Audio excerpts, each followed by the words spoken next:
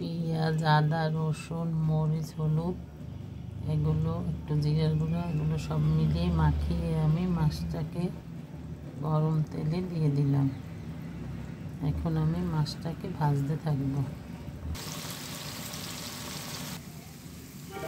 এখন আমি মাছগুলোকে একটু উল্টিয়ে দেব।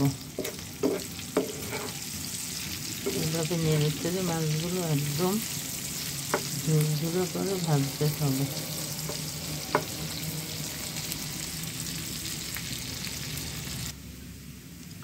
বারবার নেড়ে চেড়ে দিতে হবে এগুলো, যাতে মুচমুচে হয়ে যায়।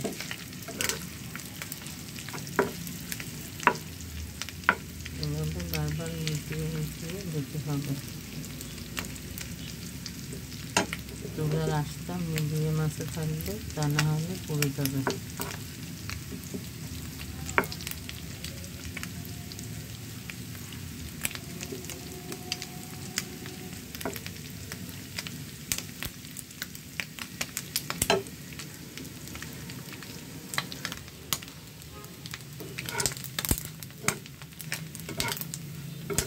বারবার এভাবে নেড়ে চেড়ে দিতে হবে, না হয়তো মাছগুলো পুড়ে যাবে। মাছগুলো পুড়বে না, কিন্তু মচমচে হবে, এভাবে ভাজতে হবে।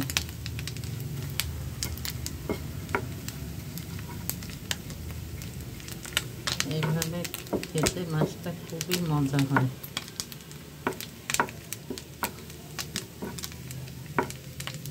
যেহেতু ছোট মাছ বাসায় সবাই খেতে চায় না, তাই এভাবে করলে মুচমুচে হলে একটু সবাই খাবে। এবারে আমি মাছটাকে একটু এভাবে এক সাইড করে রেখে দেবো, যেন তেলগুলো সব এক পাশে চলে আসে। এভাবে রেখে দেবো।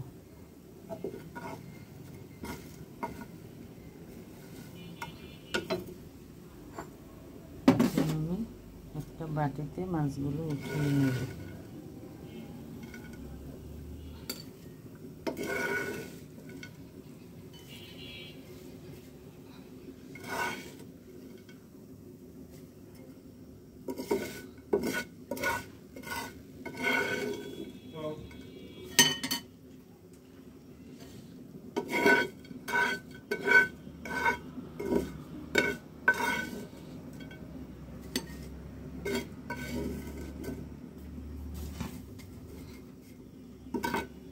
উঠিয়ে নিলাম আমি মাছগুলো।